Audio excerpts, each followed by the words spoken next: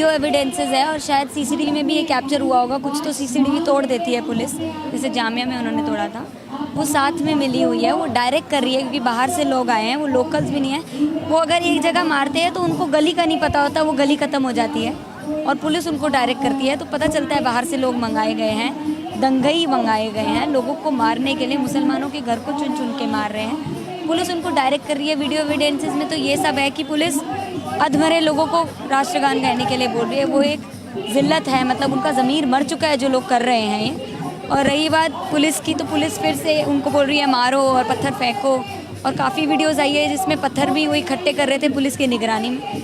तो ये जो सब पुलिस कर रही है ये ऑर्केस्ट्रेटेड, जो ये जो दंगा है, दंगा भी नहीं कर, रायट नहीं बोलेंगे, जेनोसाइड कहेंगे, ये मुसलमानों को करने की कोशिश की जा रही है पर कामयाब नहीं होंगे।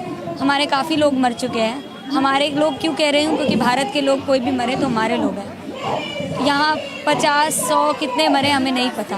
काफ़ी लोगों के घर जला दिए गए हैं। छोटी सी 9 महीने की बच्ची को उसके घर में उसको जला दिया गया जिंदा। तो ये जो सब हो रहा है दिल्ली में, इससे हम टूट सकते हैं पर हम बिखरेंगे नहीं। हम 2 कदम पीछे लेकर हम फिर वापस आएंगे, क्योंकि हमारे साथ सच है। अगर हमारे साथ सच ना होता तो आप बौखलाते नहीं, आप बौखलाते नहीं तो आप इस लेवल पर नहीं गिरते, क्योंकि आपकी ऐसी ही सोच है कि कोई आवाज़ उठाएगा तो उसको इस तरह गिराएं। और हम नहीं गिरेंगे, हम नहीं चुप रहेंगे, हम ज़रूर बोलेंगे। और हम CA, NPR, NRC को भी वापस होना पड़ेगा। सर, एक होता है हिंदुत्व, एक होता है हिंदुइज़्म। हिंदुइज़्म का सबसे बड़ा दुश्मन जो है वो हिंदुत्व है। हिंदुत्व आया 1920 के बाद। हिंदुइज़्म तो बहुत पुराना है, सब मानते हैं ये बात। तो जब 1920 के बाद कोई लफ्ज़ पहली बार बोला जाता है तो उसका मतलब भी अलग है। तो हिंदुत्व में क्या कहा जाता है कि आप हिंदू हो तो आप ही सबसे ऊपर हो। आप हिंदू के नाम पर किसी को भी मारे और किसी और का कोई हक नहीं है इस देश में जीने का, और आप हिंदू राष्ट्र की तरफ लेके जाने की कोशिश करते हैं। हिंदू राष्ट्र मतलब आतंकवाद, टेरर, ट्रीज़न। अगर आप इस्लामिक स्टेट को एक ट्रीज़न बोलते हैं हमारे देश में कहने की बात करें कोई, जैसे शायद एक लफ्ज़ बोलते हैं गज़वा-ए हिंद करके, या वो भी एक ट्रीज़न है, तो हिंदू राष्ट्र भी एक ट्रीज़न है। जो लोग ये बात समझ नहीं रहे, आप एक्चुअली आतंकवाद के साथ हैं, आप ये समझ रहे हैं आप किस चीज़ के समर्थन में खड़े हैं। क्योंकि इंडिया, भारत हिंदू राष्ट्र की बात नहीं करता। भारत बात करता है हिंदुइज़्म की, इस्लाम की, सिखिज़्म की, क्रिश्चियनिटी की, जैन, बुद्ध, पारसी, ज्यू, एथिस्ट मतलब अधार्मिक लोग, आदिवासी, सबकी बात करता है।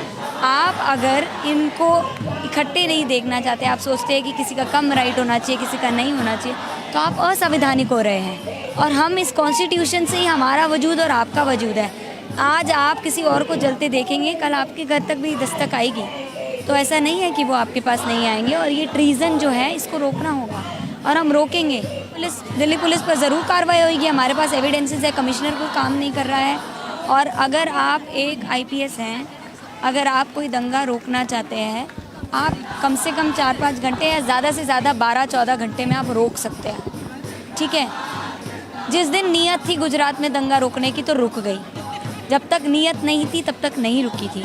आर्मी को आप बुला सकते थे, 3 दिन वहाँ मोहलत दी थी, 3 दिन आज दिल्ली में मोहलत दी। जितने लोग मारे गए, काटे गए, पर इससे आप बोल रहे सवाल खड़े हो रहे। सवाल क्या, दिल्ली पुलिस का पूरा एग्जिस्टेंस ही क्वेश्चन में है। और उन्हें ये बात समझनी होगी कि आपकी भी एग्जिस्टेंस संविधान से, अगर संविधान पे आप चोट करेंगे, संविधान एक दिन आप पर चोट करेगा। जो लोग ये बोलते हैं कि हम इतने मजबूत हैं कि हम बाहर की देशों में जाके आतंकवाद पर मुंह तोड़ जवाब देकर घुसकर मार सकते हैं, आप अपने ही देश की राजधानी में दंगई आतंकवादी जब घूम रहे होते हैं तो आप उसको घुसकर नहीं, आप रोक नहीं सकते। पूरी रात घूम रहे हैं वो दंगई, वो आप ही के लोग हैं, इसलिए आप नहीं रोकना चाह रहे। तो ये जो अपनी स्ट्रेंथ आप दिखाते हैं ना, ये स्ट्रेंथ आपकी तब फेल हो जाती है जब आप दिखता है कि आपकी नीयत कितनी घटिया है। तो मैं उसमें यही कहूँगी कि आपकी नीयत ही नहीं है रोकने की। आप रोकना चाहते होते तो 1-2 घंटे में रोक सकते थे, आप नहीं रोकना चाहते थे। केजरीवाल ने अगर आवाज़ पहले दिन उठा दी होती तो अगर आज 100 लोग की जाने गई हैं तो शायद 50 की गई होती।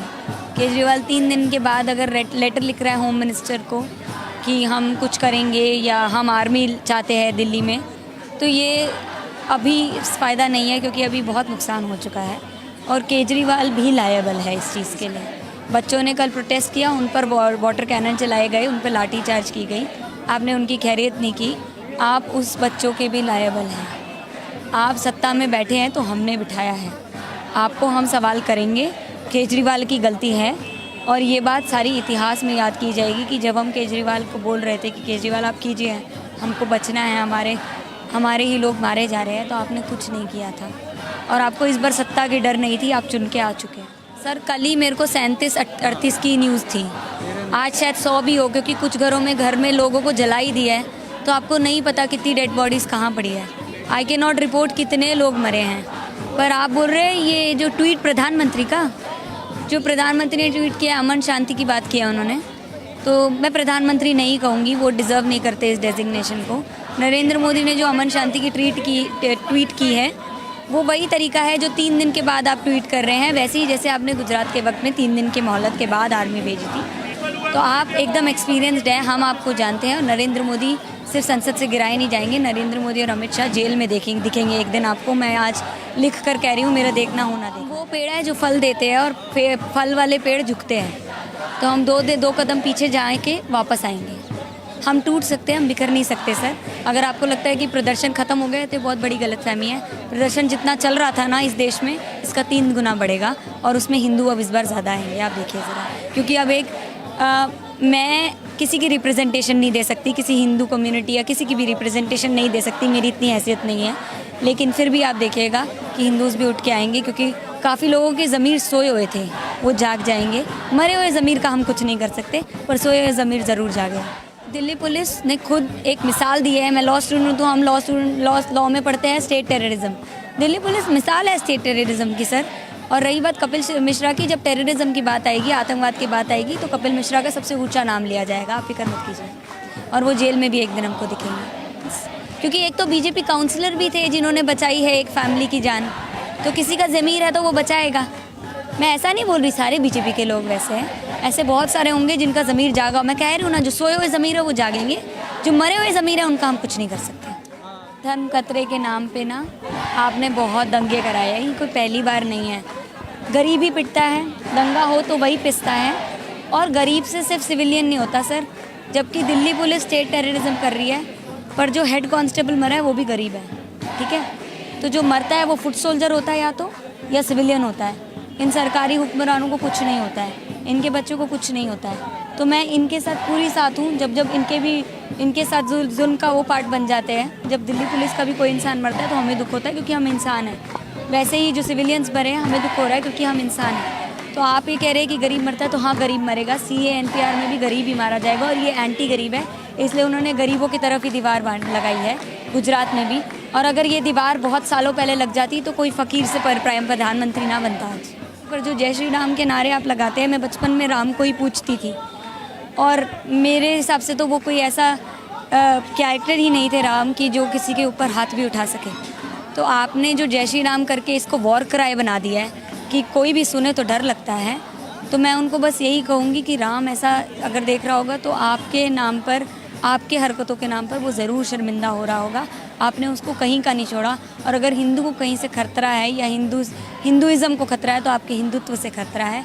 हिंदुइज़्म को खतरा है तो आप जैसे लोगों से खतरा है जो उसको इस्तेमाल करके लोगों को मारते हैं। क्योंकि अगर कोई भगवान है, कोई अल्लाह है, कोई रब है ना इस संसार में, तो वो इंसानों में फ़र्क नहीं करता, आप फ़र्क करते हैं। शायद आपने कोई भगवान ऐसा बनाया हो, पर भगवान ने आपको अगर बनाया है तो वो लोगों में फ़र्क नहीं करता है।